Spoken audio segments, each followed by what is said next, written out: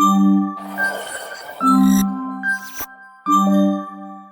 everyone. Welcome to this week's Life Conversations with a Twist. I have the honor of having Jenica on. We just officially met, but we definitely know a lot of the same people in our community, and I'm sure we probably have chatted at some point in our lives. But I'm so excited to have you on. So, welcome to the podcast.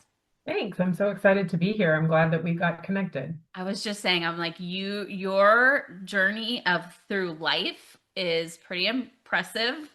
You definitely have had a lot of highs and lows, so I can't wait to dive in. And I'm sure every part of your journey is going to trigger something for someone or inspire somebody who might be going through it. So I appreciate you coming on and being open to having this conversation. Yeah, for sure.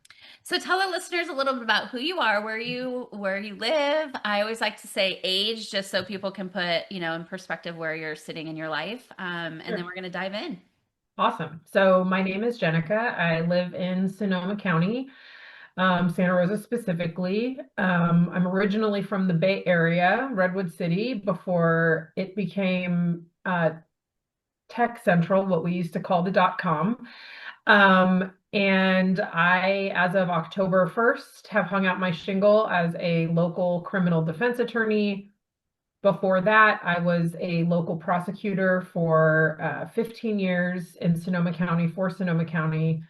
Yeah, so right now I've just hung out my shingle and I'm slowly starting to figure out what I want to do next and who I want to be when I grow up, which sounds crazy for maybe not for a 46-year-old woman who's had the Candyland-esque journey that I have with, or maybe Chutes and Ladders with ups and downs. But I very much feel at like right now I'm finally figuring out who it is I am, or at least allowing who I am to drive what I do and how I live my life instead of keeping sort of separate worlds of my work persona and my real life. I call it yeah, like real life. So my gym people, I've just let all of the universes collide. Um, and yeah, sort of cross-pollinating,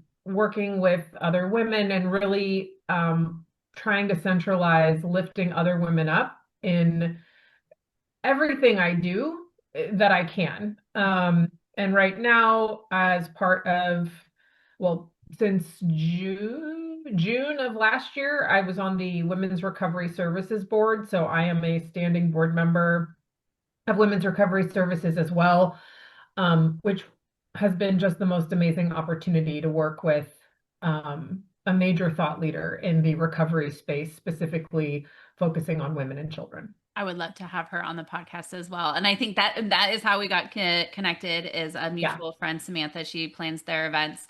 I've attended and I've also helped work. But what they do for our community is so inspiring and empowering that we like need more people like that are showing up for women. And we'll dive through that because it sounds like that was part of your journey of why Yeah. you're part of it. Yeah. And Diane Madrigal, who's the current ED, is, I mean, I don't use the term thought leader. It's not something lawyers talk about really, but for this space right now, especially on in the face of $20 billion budget cuts for mental health services, which of course most women in recovery have. Mhm. She's just such a leader and a stalwart, calm figure, even in the face of such adversity for both her clients and the operation, the nonprofit. But yeah, Diane's amazing, She is. truly. I need to tell Samantha to get her on my podcast too. Okay, so I'm actually okay. I want to ask this because I'm curious. You mentioned that you are a criminal defense attorney, and then Mhm. you were a prosecutor. Can you talk to me because I don't know what the difference is? I'm just curious because I know this is going to open up lots of questions for me. Sure. Yeah, that's funny. My friend at the gym, Jill, asked me the same thing today. So, a prosecutor is also known as a district attorney in California. Sometimes they're called state's attorneys in states that have smaller counties or aren't as large as California. So, prosecutor district attorney, state's attorney. Basically, when I was a prosecutor, our job is to represent the state and therefore the people of California in enforcing the law and meting out punishment for those who violate the law. So you're Um, against the criminal. right. So we would be like we call on the other side of the V. So it's usually plaintiff versus defendant. In my first 15 years of my career, I was on the left side of the V representing the people. So another way to think of it is I did what Kamala Harris did in San Francisco, not on the same level. I'm not her, but when she says Kamala Harris for the people, it is because that is how attorneys introduce themselves. Every attorney, when they go to court, has to make an appearance. You state your name and you state which party you're representing. And I always said Jenica Leonard for the people. So when you listen to Kamala Harris talk about that and really center it in her campaign, that's the for the people part. Um, so now I'm on the other side of the V as a criminal defense attorney. And the way I would say that is yes, we are representing criminals, but I don't really love that word. We are representing people who are criminally justice involved and who have found themselves on the wrong side of the law. Um, and we do represent those people, but more importantly, or as importantly now, is we also represent a protection of the Constitution. Mm. So when somebody gets involved in the criminal justice system, my job is to make sure everyone from the first time they were contacted all the way through to the prosecutor are doing it fairly and within the bounds of the Constitution. So now I represent the actual people, the people, little p, as opposed to big T, big P. And I feel very strongly that I also represent the Constitution, and as we can see through what's going on right now, that's something that needs to happen. Yeah, So absolutely. Well, thank you for doing that work. Did you always, like when you were growing up, is that something you always wanted to do? Like, how did that fall into your lap? it's so bad. I mean, it's not really bad. My mom is an attorney. Okay. So I'm a second generation female attorney. My mom did civil law, which is what most people think about. So like the opposite show. So like not Law and Order, but like maybe Suits. I haven't watched it, but my son has, and it's so my mom did civil defense for insurance companies back in the day. And so from at least high school, but probably before, I knew I wanted to follow in my mom's footsteps. And those conversations at our house were always interesting and a bit fraught because my mom, back in the day, like she was an attorney, starting in the 70s, 80s, and 90s, where the glass ceiling hadn't been shattered. Um, so she was, navigating the minefields, the big, huge shoulder pads to make you look taller and bigger, and you had to wear skirts and you had to wear pantyhose. Like my mom tells stories of women getting bounced from court for female attorneys for not wearing pantyhose, or when the male attorneys walked in being like, go get me a coffee, assuming my mom was the secretary, and that craziness. But also, um, civil law requires a ton of hours. And as we'll probably discuss later, um, my mom was gone a lot. I mean, she worked in San Francisco. It's me and my mom, my dad, my sister, and I. And she'd be there in the morning, she'd take us to school, and then she wouldn't come back until 10 p.m., midnight. If there was a deadline, it would be later. And this was before you could like work from home or work from anywhere. And when we would talk about it, she'd be like, I want you to promise that you're not going to be an attorney. And when I was like, I want to be an attorney. And she's like, okay, well then don't do it how I did it. Yeah. And that conversation's evolved in the last few years. And, she's like, I don't even know if I would do it again. She's a brilliant attorney. She's one of the leaders in her field before she retired. And yeah, and it's so, I mean, it's different now, but also just the grind. I mean, it's really hard. And so I think as a mom, she was really worried about my quality of life. Mhm. And now that I have my children, like their quality of life as well. And so that's something that I went into the legal profession with my eyes very much wide open about what civil practice looks like. And from a pretty young age, again, high school, maybe before, like I was pretty sure I wanted to be a prosecutor, specifically a prosecutor. Um, be in court all the time, all the things that most lawyers hate. And yeah, Well, someone's got to be, do it, right? Someone has to do this job. yeah. Yeah. Yeah, and it's a really good job. And so I had this really interesting, so my mom's an attorney and my dad was a civil servant working in water quality and whatever. And so I became an attorney, but also a public servant. And I really loved my time as a public servant. It's a really tremendous way to practice both law and other do other types of work. You don't get paid as much, but the back end of, feeling like you're a part of your community was really important to me. And I really love that work. That's so awesome. I'm sure you've seen some crazy stories. Oh, yeah. Yeah. My How, mother-in-law is like it's her favorite story time. I mean, I always am intrigued by people who like work in an ER, but then I Mhm. also even just the courts and you see like the worst of the worst, especially like I only see it as like a documentary because I, watch Netflix and I see these documentaries of these, horrible things. But how, as especially as a woman and as a mom, like how do you change your mindset from like when you're home being a mom and, to like going into these courtrooms and seeing like the evil of the evil? Yeah, everyone handles it differently. For Mhm. me, I really dislike the unknown. So kind of knowing, you know, who's involved with what's going on, what are the trends in crime and whatever. And the reality that I'm pretty realistic and I'm very discerning about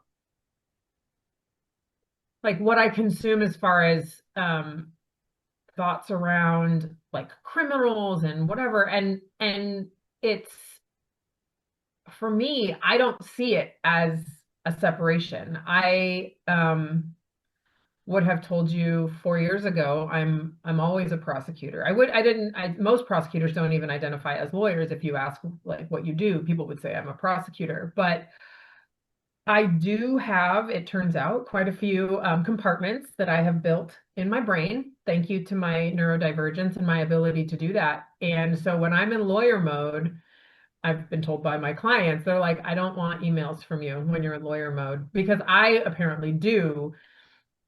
Code switch is not for people like me, but basically can go on and off being hyper analytical and sort of just normal.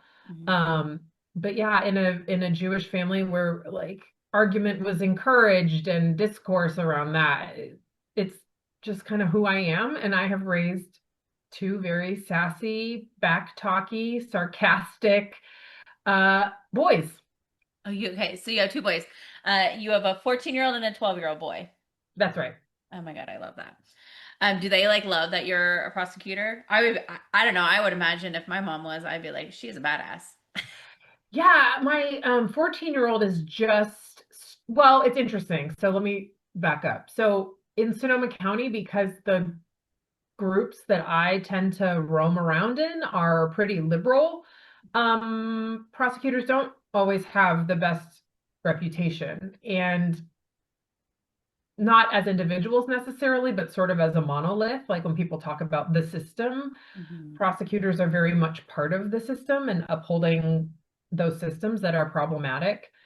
Um, but I think my kids might have been like my older boy was 11 when I left the DA's office. So I think he thinks it's interesting that I'm a lawyer. And now that he's watched Suits, he's like, he wants to be a lawyer. And I was like, the like very sarcastic part of me was like, oh my God, his like graduation announcement will be like the first male lawyer in the family, right? Because women do that all the time, first female doctor, first female lawyer in the family. And we have done it very much backwards, I guess, Yeah. according to the patriarchy, backwards. Do you ever get nervous, like being, because obviously your job is here in Sonoma County and you live in Sonoma County. Do you ever fear like seeing people that you've either served or been against in like your everyday life? Do you ever worry about that? When I was younger, I did. Hmm. Um, and then, as you get older, and like for me, having kids, which a lot of prosecutors will tell you, I mean, maybe not prosecutors, but women having children is a huge, it like builds in some extra heart into each woman who has children. And I think if you are very justice inclined and really struggle with injustice, it makes it impossible for me to not see those people, the criminals, as human. And so as part of my journey through this, my first kid, I joke about it being like the Grinch. Like my first kid broke my heart open a little bit, and then my second kid, and that whole process, because I had a C-section with my first, and I had a vaginal birth with my second, learning about myself in that way, like that cracked my heart open a little more. And then I had, then my mom had cancer, and then I had cancer, and just like each, some people would call trauma, I would say my heart grew, and my empathy that I've always had, I couldn't look away anymore. Right. And it was really hard those last few years in the DA's office as everything not started to unravel, but after the murder of George Floyd and the polarization, like it became very hard for me to go to work every day and know that some of my colleagues um, see people as not human. And that's super sucky because it's just not true. I don't care what your circumstances are. Hmm. Nobody's not human. Right. And just like police get sucked into that sort of groupthink, like certainly that was part of my early career. And I feel like part of my penance, for lack of a better word, is to try my best to undo the harm that I did in the early parts of my career. And I've been accused of being reverse racist for the perception that I've given certain classes of people better deals than I've given rich white kids. And I was taught from very early on in the DA's office that if you are respectful and do your job, go in, execute the basics, do your job. Um, the defendant really doesn't have a reason to come after you. Are there individuals who are mentally unwell and for whom that is a priority? Yes. They are very few and far between. Mm. To the, and even like some of the more hardened gangsters that I've prosecuted, I've happened to run into two of them in the last few weeks because my working for myself has given me more flexibility, and big smiles on their face, tattoos on their faces. We're out in public and big smiles on their faces, hey, I'm out of prison. It's good to see you. I'm like, hey man, what are you up to? And just to reconnect with them and joke. I have a very dark sense of humor, but joke with them, being like, I'm like, hey man, you better not, are you at court? I hope you're not here for yourself. And he's like, no, no, no, I'm here for my daughter. We're gonna get custody, whatever, right? And man, that is like just I don't want to say it's like a testament to what I did, but like that feels very rewarding to not have made people feel less than when I was upholding systems that are destructive and kind of intended to separate families and whatever. So interesting. What a different like perspective. I would think that, yes, they've done bad, and yes, they have to go, to jail and reap the punishment of that, but I would imagine that you're literally changing their life by like putting them in these situations, and it's probably such a rewarding feeling to see, yes, you did time, and you know that was the hardest thing I did, but like look who you become, and you Mhm. can be better, and you can change your life in a different way. So I would Mhm. imagine like there's a lot of reward behind that. Yeah, and I mean, it is why I think it's so important to see people as human, Mhm. and that when we send people to prison, we are sending people to prison. We're not warehousing a box. It's not Mhm. Amazon, right? These are people with families. Yeah. And, I would love to say all prosecutors had my same heart, but I know that that's just not true. Yeah. So you mentioned that your mom is a breast cancer survivor, and so are you. Well, she's a breast cancer survivor twice and pancreatic cancer once, and I am a breast cancer survivor once, and my dad is a cancer survivor 3 times. So that's just been your Yeah. world for such a Mhm. long time. Mhm. Talk about, okay, so I've done a little bit of research, and we were mentioned that I feel like this is where I've seen you. I've seen you on stage. If no one's here from Sonoma County, they do a Sutter puts on this beautiful catwalk event to honor people who are either going through cancer or survivors of cancer. It's Right. like one of the events I always go to, and I always cry. I go to so many nonprofit events, but that one's a tearjerker for me. Mhm. And I remember seeing you on the stage. So talk about your journey and I mean, there's so much that can unpack there, but talk about your journey. Sure. So, when I was 13, my mom had her first breast cancer diagnosis. She was 43. When I was 27, she had her second breast cancer diagnosis. So not metastases, but a second primary breast cancer. Um, After the second round, she got tested for the BRCA mutation or BRCA, um, because we are Ashkenazi Jewish on a quarter for me, a half for her, and she had cancer at an early age. She ends up positive for BRCA2. So BRCA1 is the one that's more prevalent in the Ashkenazi community. We think our genetic mutation came from the Azores, which is a whole other ball of wax. But so so that's when I was like 27-ish. So I must have gotten my genetic um testing done, I think between her diagnoses. So like when I was in my early 20s. Mhm.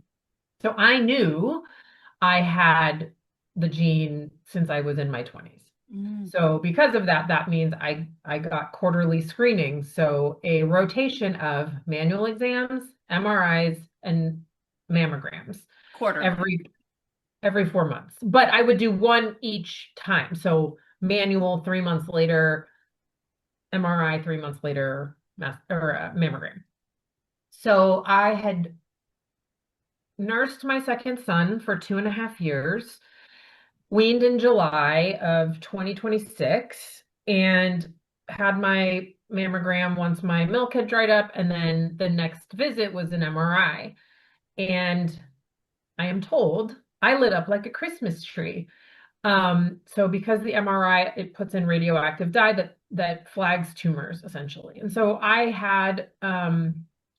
tested positive for breast cancer after the MRI and multiple biopsies.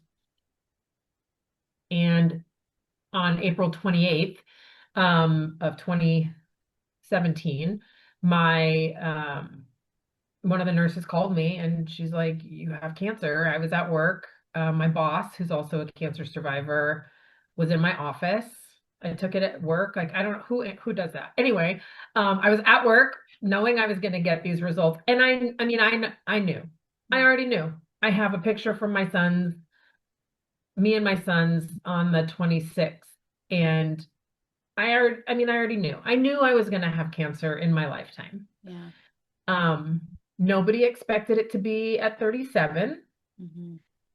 So initially I was staged at stage 0 or maybe stage 1, so similar to my mom's first diagnosis, but you'll remember like 5 years earlier chronologically. So I was 37 when I was diagnosed. My kids were 3 and 6 ish, which is wild. When Yeah. I say it out loud, a lot of this is in the boxes in my brain, like compartmentalized.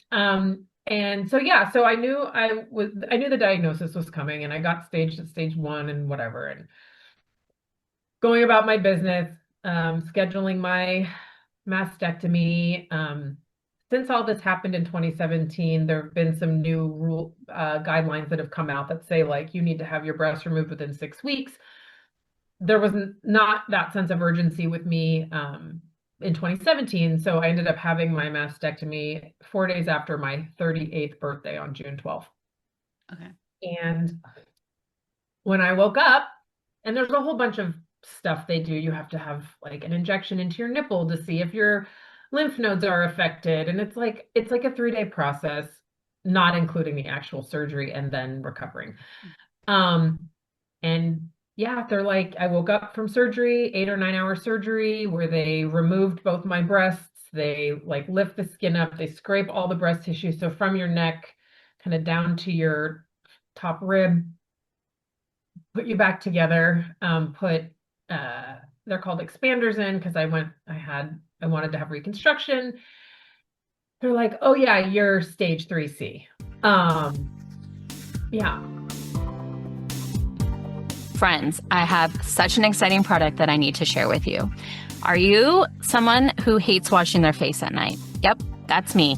For years, I never wanted to wash my face. And finally, I found a product that actually gets me excited to wash my face every night, and that is ClearStem. I have tried so many products over the years to find the one that I truly love, the one that makes my skin glow, the one that makes me feel good when I wash it, and the one that gets me excited to want to wash my face. I discovered ClearStem through another podcaster, and I was like, I got to give this a try. I instantly became obsessed. Some of my favorite products are the hydrating cleanser, which I use every night. It smells delicious. It makes my skin feel so great. Once a week, I use their Vita Scrub, which is an exfoliating cleanser, and that just has these little micro beads in it that just make your face feel so beautiful. I can just feel them get into my pores and really give my face this huge glow. And then one of my other favorite products is the Hydra Berry mask. And once you wash your face, you put a layer of this on your skin and you go to sleep and you wake up and your face feels like butter. I get so many compliments on my skin now. I don't get a lot of breakouts anymore. My face feels like nice and hydrated and bright, and it's all because of the ClearStem product. What I love about them is that their products are all clean. They're good for your skin, they're good for your body, and they have so many different product lines based on the type of skin you have. So go down in the show notes, click on the link. I'm giving 15% off to anybody who uses my code, and I promise you, once you try this, you are going to be obsessed just as much I am. So again, go down to the show notes, click on the link, receive 15% off, and give ClearStem a try. I promise you will not regret it. So when they remove your boobs, the goal is that it just removes the cancer? Yes, and so my cancer was on my right side.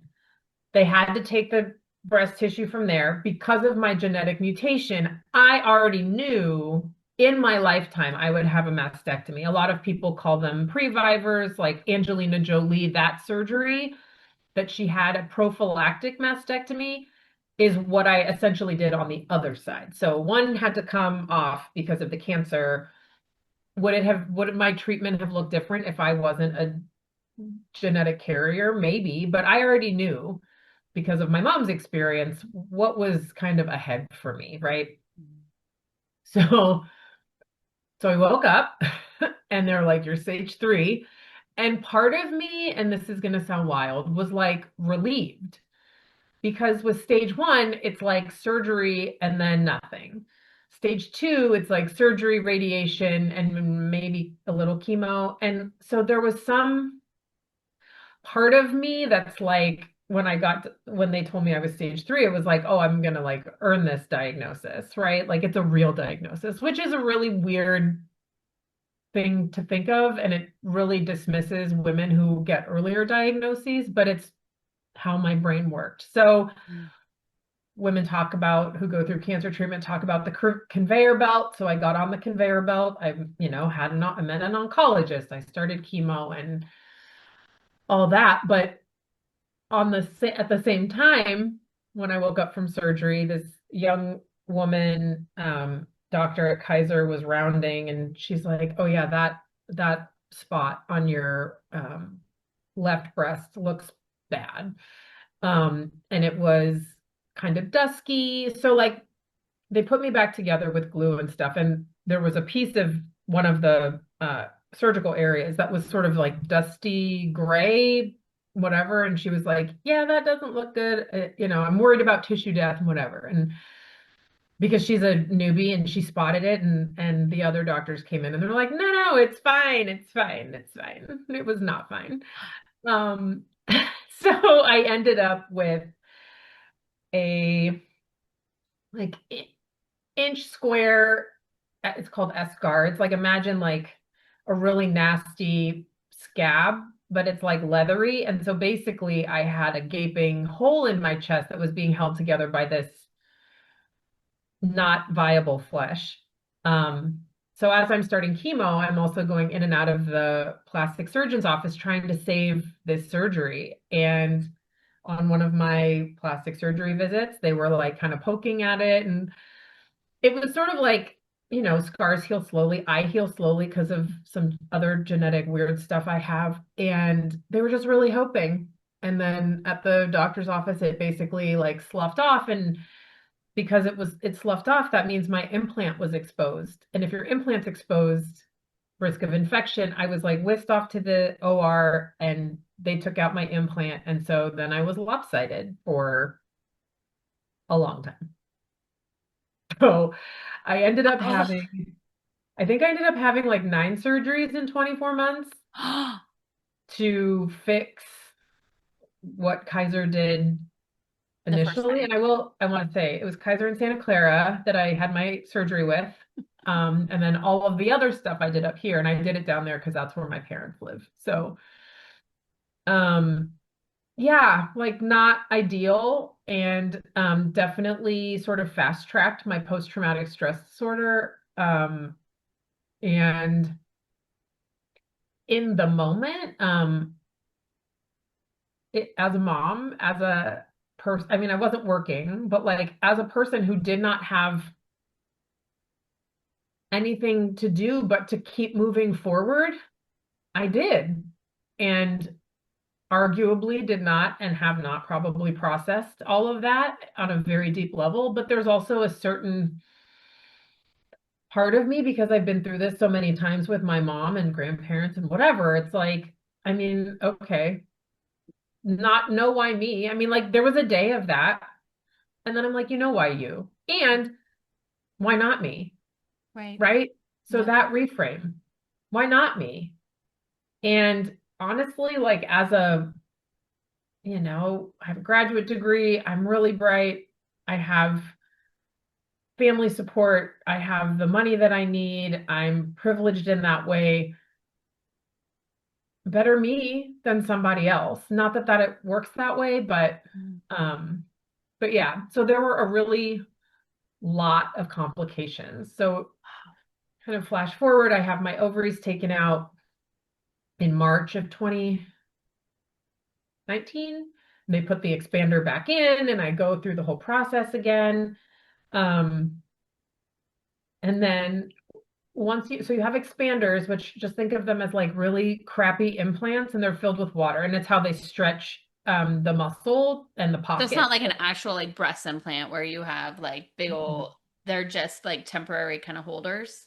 Yeah, they're holders, but they get made bigger. They take, it's so wild. They take syringes, and there's a little magnetic piece on the port of the implant. Let's just call it's an expander. They put a needle into the expander, into the metal part, and they expand. They increase the volume with saline to create the pocket that your eventual implant then sits in. Okay. So I have the expander put back in. Now I'm not symmetrical, but I'm like headed there. And then my it came, so then you do a swap. So you swap both for implants. Great. Did that. And it was like uh, one, I had trouble healing again, and one side wouldn't close. And then that one opened. And I'd be like, and I'd gone back to work at this point. So I'd be sitting at work and I feel like this trickle of fluid on my belly. And I'm like, what the? And I look down and I'm like, it's not blood. It's called serous fluid. It's when you get like when you scrape yourself and that's like clear yellowy stuff or a tattoo, that stuff. It's just that stuff. So not super gross, but like coming out of my body. And I would like go into the same boss's office and be like, I need to go to Kaiser. And that happened twice, three times. Wow. Yeah. So I had to have like one went tits up. I had to get that one replaced. Not emergency ER, but like emergently, like because once you have an open system, infection, etc. So I had to get that one fixed. And then the same thing happened again. And yeah, it Did you have to was, do like chemo and radiation too while yeah, all this? yeah. Wow. So yeah, I skipped over that part because it was like, honestly, That it was is the part of worst my part. story. It's part of my story and it happened to me, but it is the least impactful thing and was the least, I mean, I wasn't sick. Hmm. I lost my hair. I looked great. I didn't lose my eyebrows. So people, I mean, it's Sonoma County. People just thought it was like a fashion statement. Um, and I didn't feel like crap, right? Like I slept a lot. I had a lot of fatigue, but I wasn't working. So I was fortunate to be able to kind of rest when the kids were at school and then get back into it. And at the same time, I had volunteered to be the PTA president of Hidden Valley Elementary because I figured I'd have some free time. I don't always make the best choices. Um, so that was in like whatever, August. And then the Tubbs fire hit and burned down our school. So we had the satellite campus. So like half the kids lost their school, half the kids lost their homes, and then another group lost both. Wow. Um, so that was a nice distraction. Uh, like evacuating, calling Kaiser in Santa Clara saying, I don't want to, and right, like when you're a mom, when you're type A, I'm like, I need my chemo on schedule. And it's so anxiety producing to miss. Like, if you miss, like, are you going to die? Whatever. So I'm like calling Santa Clara as we're evacuating on 101 and like, hey, can I come in? And the nice lady was like, I don't know what you're talking about. There's no fire. We haven't heard anything. I'm like, no, literally, town is burning down. And she's like, why don't you just go to Marin? And I'm like, because I'm not staying in Marin. Like our house was still under threat. Our house was evacuated. Anyway, finally, like hours later, she calls and she's like, oh, okay, we've been officially told by Kaiser to start taking any patients we can from Kaiser Santa Rosa. So I didn't miss any chemo. I did have to do it in Santa Clara, which has a much different setup than Sonoma County. But yeah, super wild. So from the time you got diagnosed and now are you cancer free now? As far as I know. How long was that? Okay, so I was diagnosed April of 2017. So it'll be 9 years in April Wow. since diagnosis. I finished chemo and radiation in must have been December of 18 or mm, no, December of 17. Yeah. So about a year of just Yeah, a chaos. year of treatment and like an But additional two year. years of surgeries, back like different surgeries. Yeah, and I've had more since then to cause more cosmetic surgeries to make me look normal in clothing, which I do now. But it became, I can't speak for my plastic surgeon, who is an absolute doll. I just love him. His name's Dr. Newman. He's at Kaiser, but it felt a little bit like a challenge. Like let's see how good we can get this. And so I've had like other more like truly cosmetic things where they've like fat grafted because when they take all your breast tissue, you end up with these pretty big divots. Mhm. Like a lot of people notice them on trans folks who've had top surgery. It's the same surgery for a different reason. So yeah, so I've had some other little, tweaks here and there. But, and then since March of 18, I've been in menopause. Mhm. So I was in menopause because of chemo. That's chemical menopause. And then I had my surgery in March and I went into, I mean, no peri, there was nothing. Just slammed Lucky you, straight though. in. What's that? I said, lucky you. I honestly, I know. Like, I know. I'm in it and I'm like, what is this? This is crazy time. I much prefer the like there's just I don't know if there's not mood swings, like I just have hot flashes all the time. I've learned to manage them and I'm on medication for the next 5 years that does all those same things. So, So once you are clear of cancer, is there treatments you have to do? Is there medication you do? yeah. Still. Yeah. So I'm on it's so because I don't have ovaries, which puts me in menopause, I do what all the old ladies do. So it's called an aromatase inhibitor.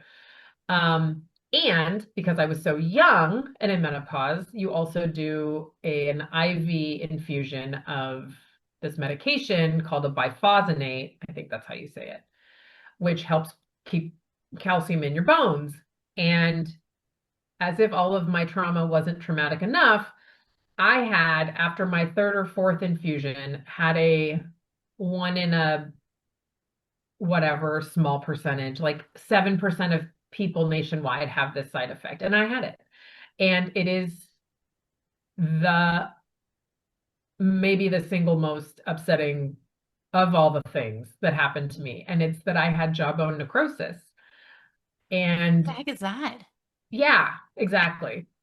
That's why it's 7% of everybody knowing this. Yeah, I mean, basically, so for me, it was very mild, caught very early, you know, spoiler alert, it resolved, but it is your jawbone basically dying. So I had a spot on the inside of my jaw, and I'm like, I have beautiful teeth. I love my teeth. I've always taken good care of them.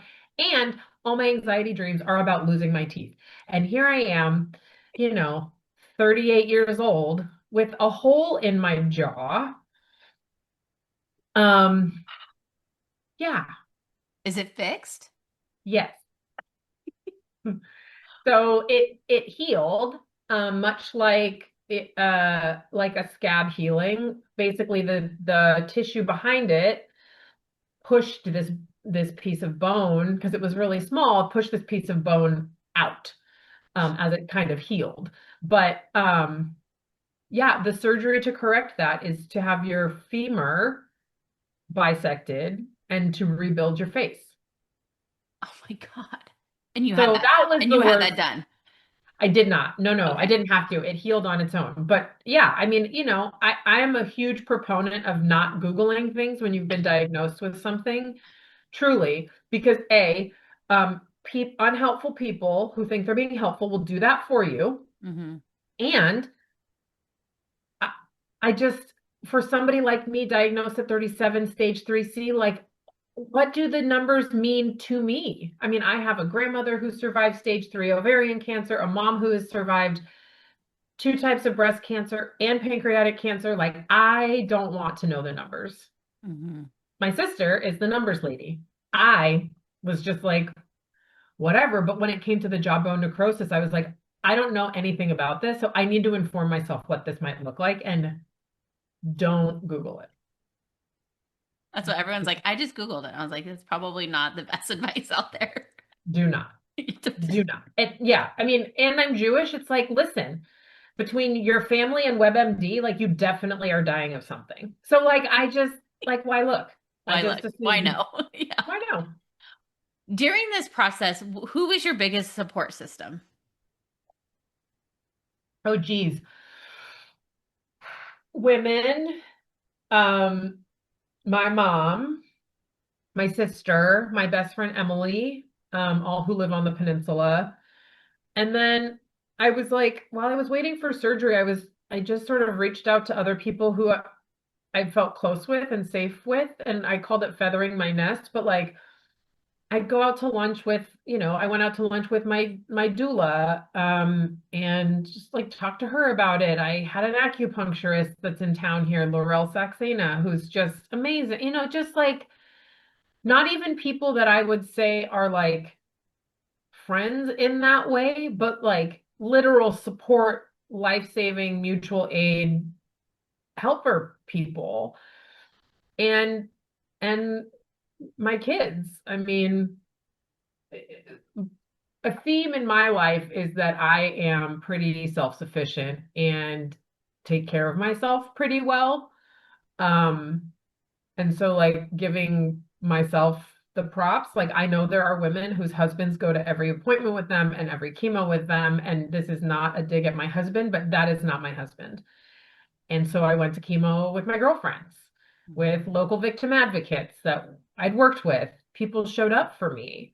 But a lot of it was me just doing what I do, which is to wander around and chat with people and take care of myself as needed. My mom was like boots on the ground when I had my mastectomy, though. She was my grandpa.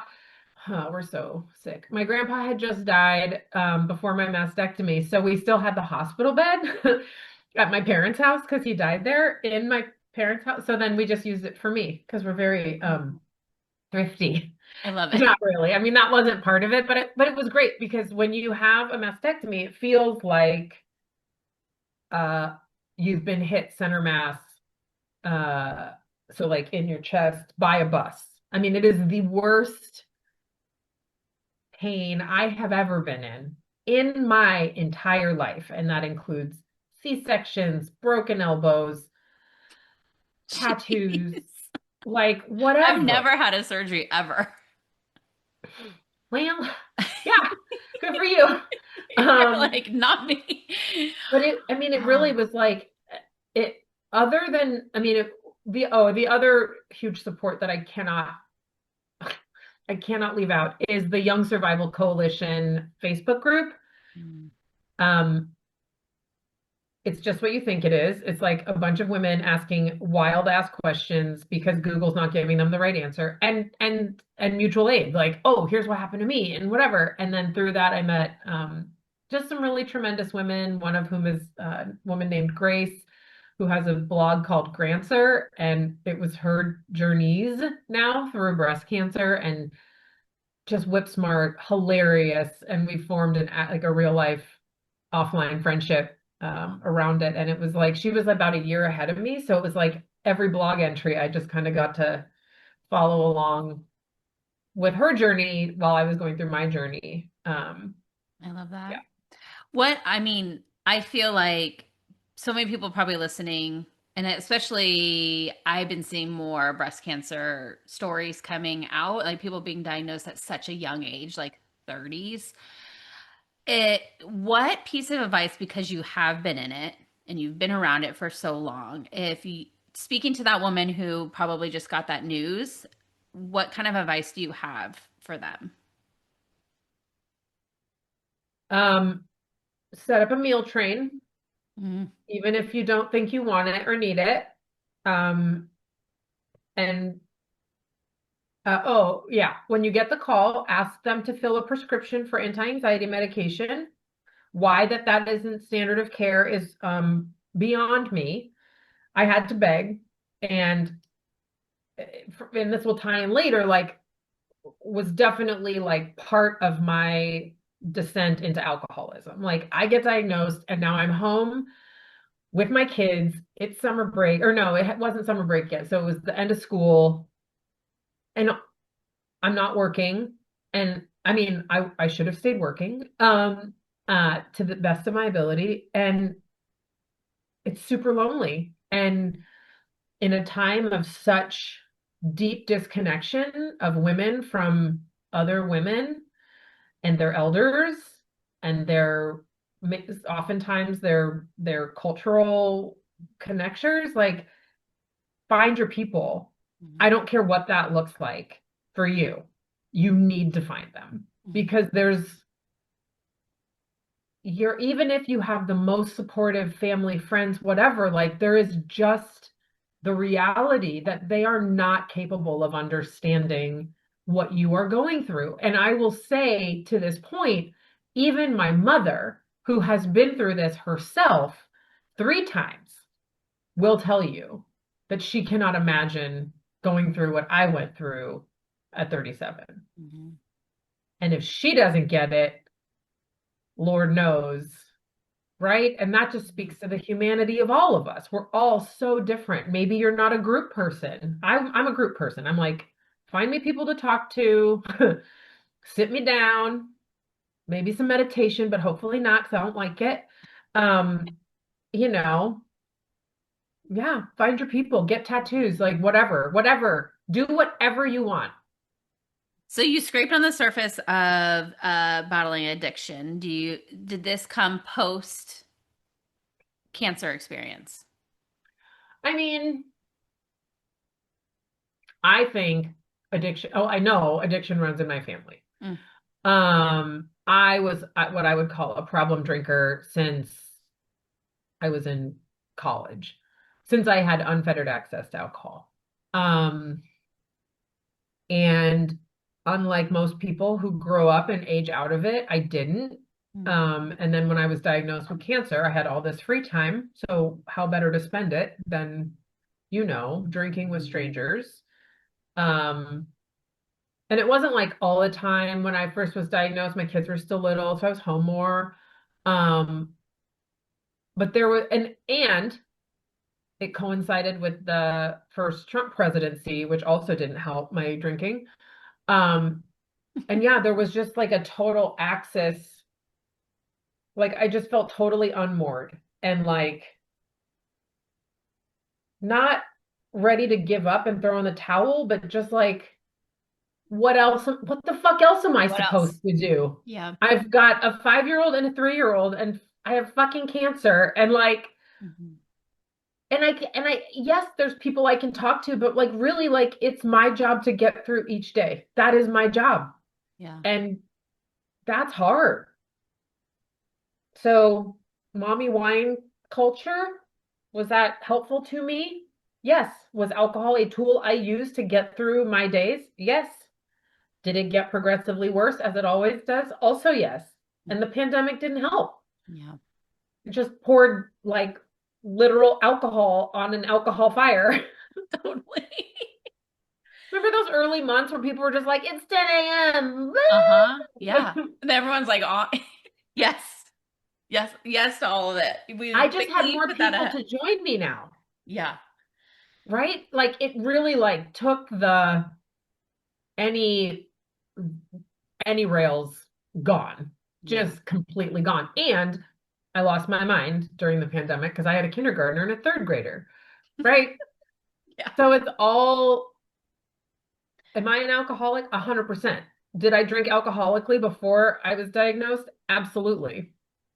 Was it my favorite tool for dealing with everything? 100%. Insecurity, Mhm. frustration, anger, happiness, you name it, I'd throw alcohol at it. Mhm. What was there a day or a thing that happened that you were like, this can't be how my life is?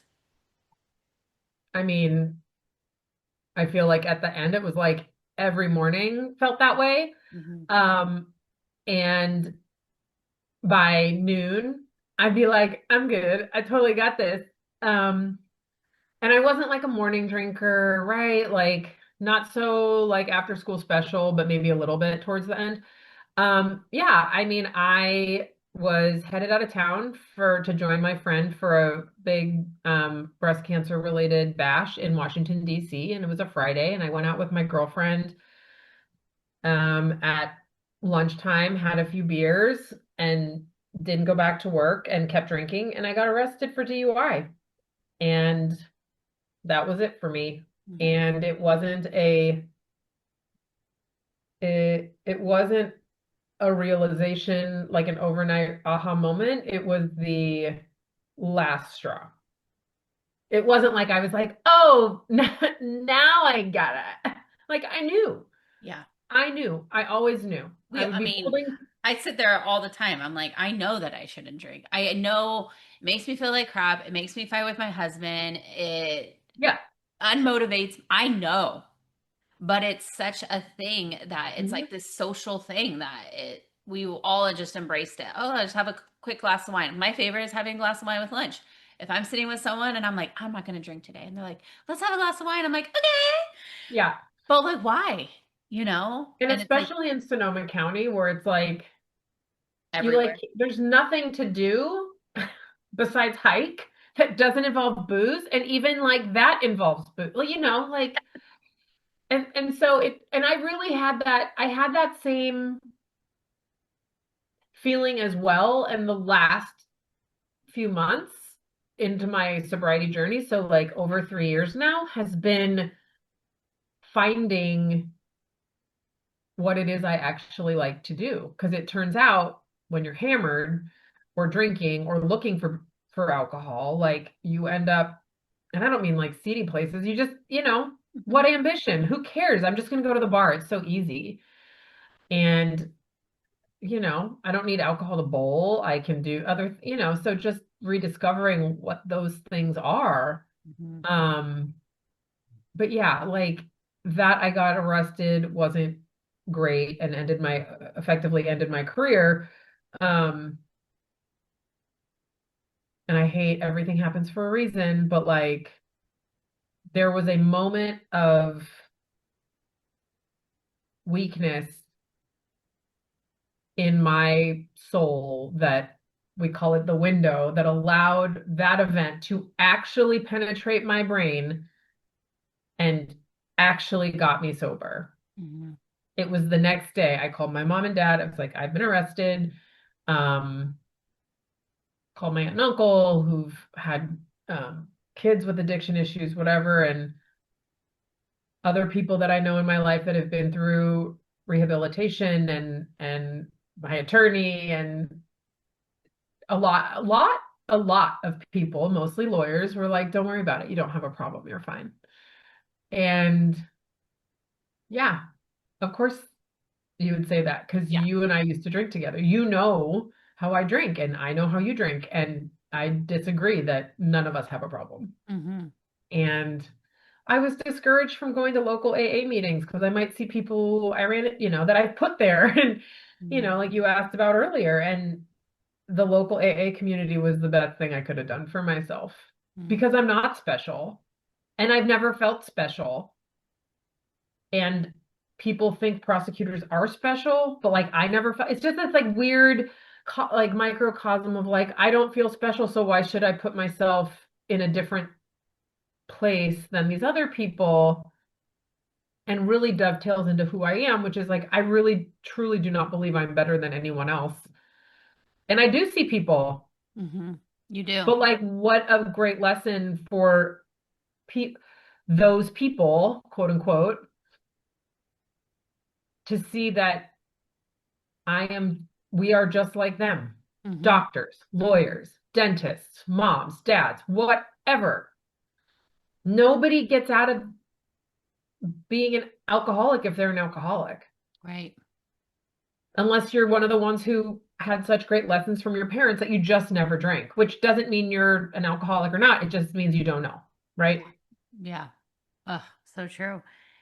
You said in the beginning that you are in a place now after everything that you've been through, especially with your career and your personal life, and you are now combining them into one. Talk about what life looks like for you and like what mission you're on now after have gone through all of this trauma. So I feel like so I'm 46, feel like I'm kind of midlifey. I think that's about right. Maybe a little older. um, I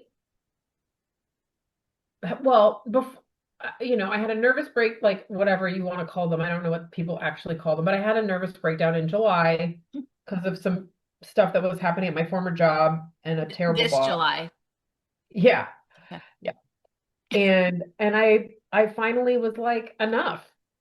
So I dealt with my physical issues, right? Had the cancer, got that out of the way, dealt with my drinking, or dealt with my drinking, which helped my mental health, got medicated because it's hard to get medicated for PTSD and ADHD when you're drunk or hungover because your potassium levels are like it Mhm. doesn't work right and you don't know what the effects are, right? And then it was like time for me to take care of my mental health. So that's what I did. Put myself into an outpatient mental health class through Kaiser. I'm still in therapy to fix that last bit. And so my goal where I'm at now is I want to do as much good as I can with the time I have left on earth and to keep it as local as possible. So, oh, and without abandoning myself, Mhm. because that is what I've been noodling on when I drive around and stuff, because I have a tape that goes constantly because of my brain. And I've been in a state of resentment for a very large part of my life because of choices I've made and places I've put myself Mhm. because I think it's where I should be. Mhm. And so when I was listening to Wicked yesterday, because sometimes you have to rage scream musicals in your car to feel better, or at least I do, you know, it's time for me to defy gravity. Mhm. And in the rooms, we'll say the rooms is what we call AA, like um, it's like getting out of your own way, or if you just keep if you take the next right step, the miracles will happen. Mhm. And I am the first to tell you, I am furious that AA is right because we all feel very special. And how could it work for us? Because we're so special. And things are falling into place. I've lived in this county for 20 years and I've never had as many, I'll say friends slash acquaintances as I have now. And there are people at the gym who ask about me and want to know how I'm doing and appreciate how I show up. And like, all I can think that has changed is that I'm getting better. I'm not self-abandoning and I'm just being who I am. I love that. And I don't mean like wanting to be who I am or acting like the person who I think I should be. I mean like just who I am. So we talk about like unmasking, um, that whole process. And, it's like when you lose 10 pounds and people are like, oh my God, you look great. And like people are doing that to me and I haven't lost any weight. I'm not miserable Mhm. all the time. Yeah. And that is I mean, I know part of it is just being a mom and like I will not discount that like that my kids are older makes it so much easier in a lot of ways. Yeah, teenagers are hard, Yeah. but it's not that sort of desperate need for my physical being to meet that need. And so I can take care of myself, go to the gym, take my meds, go to therapy, take a flying leap off a building and open my own practice because I don't want to be abused by bosses anymore. Um, and for me, I don't have a lot of internal self-esteem. And so I have created, like back to that feathering my nest or like a web of people who will tell me regularly, Mhm. I wish you could see how amazing you are. And I have forced myself to believe them, Yeah. even if I don't understand it. Mhm. And that has given me the reserves I need to sort of just muddle along and figure it out and show up how I can and when I can without completely losing myself because I disappeared 100% for at least the last 8 years, maybe 10, maybe more.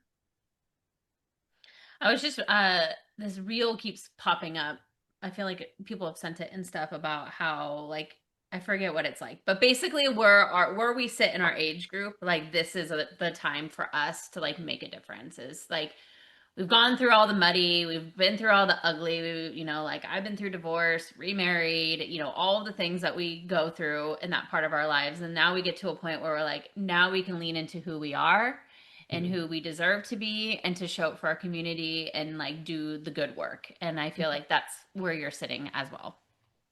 Yeah, and I think it's interesting that you say that because I think it's like, I don't know what the statistics are, but it definitely doesn't feel like 100% of us are there. It feels like Yeah. I very much feel like there's like a bit of a trail of people who can't, won't, whatever, get on board. And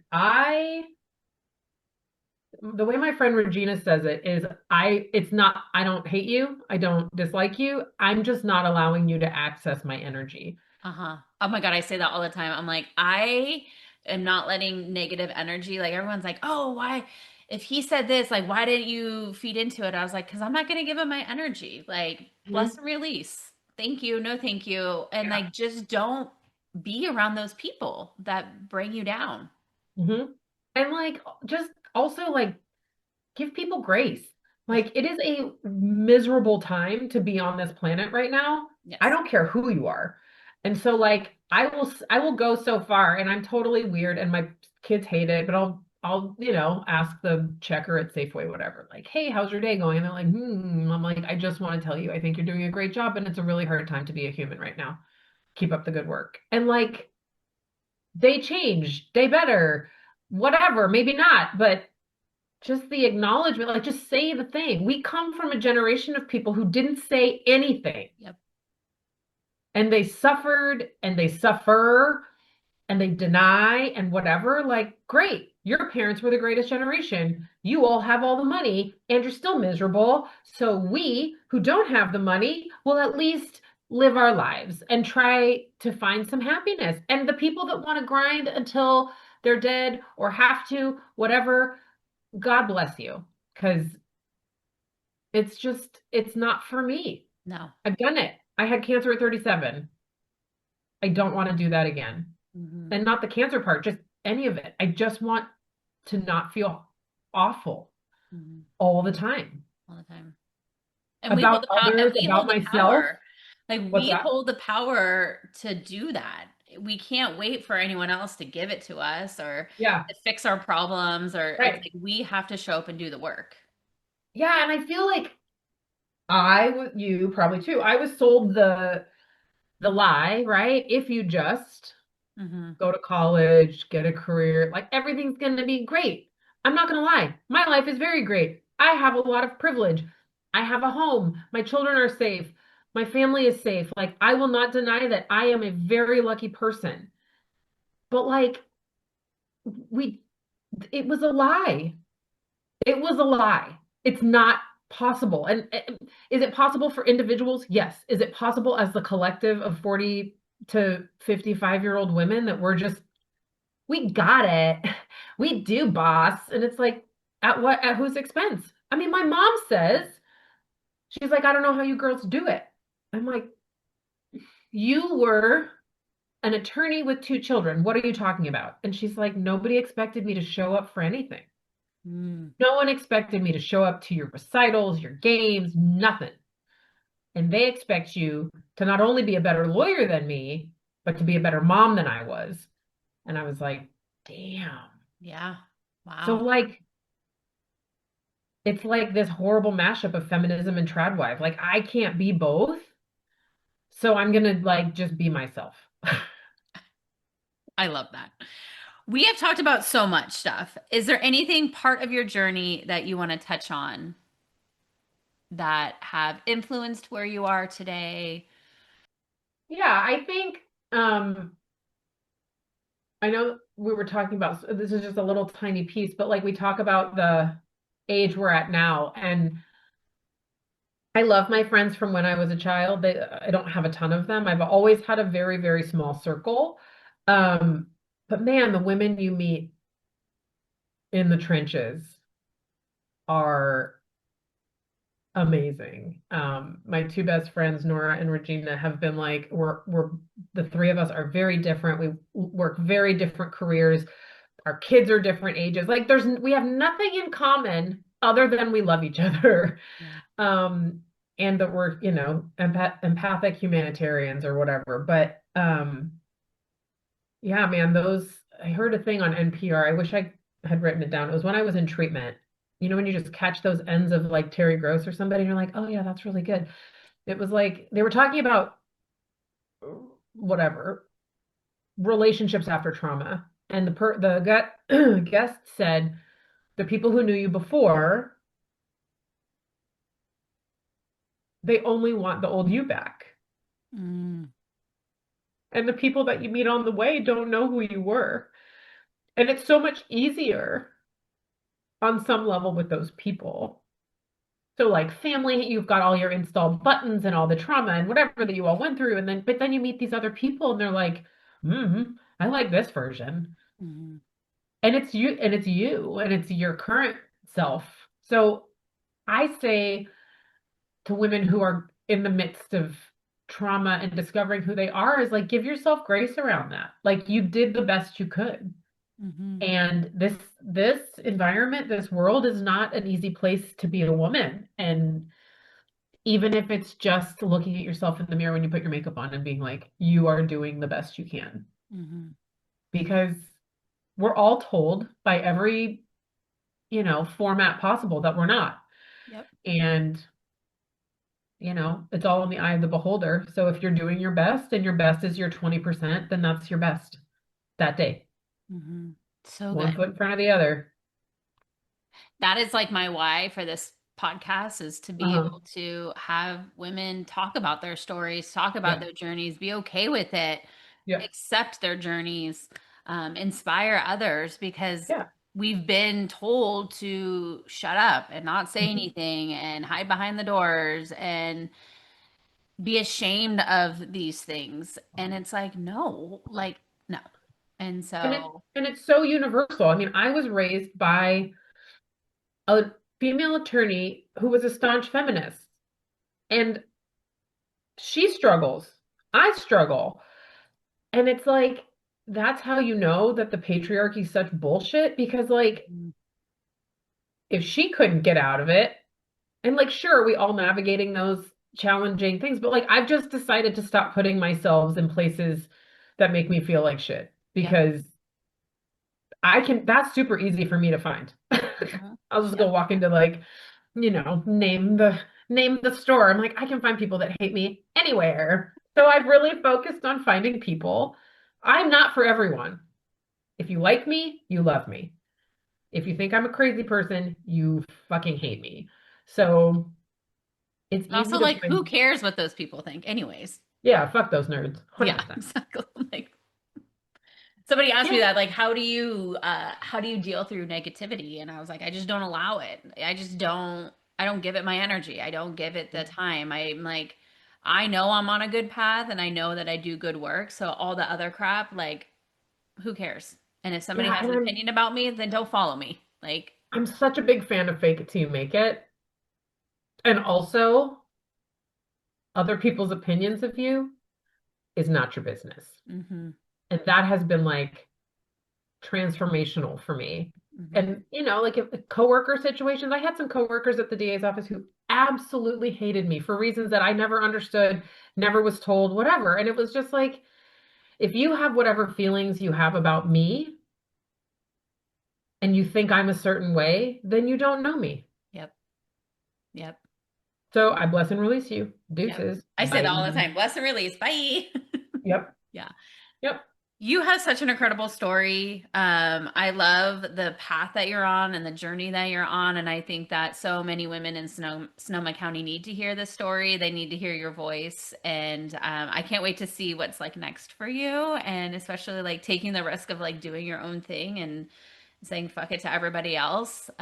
So thank you so much for being here. Thank you for being open and honest about your Yeah. story. And I cannot wait to stay connected and see what's next for you. Yeah. Thanks, Heather. It was fun. I appreciate it. Okay.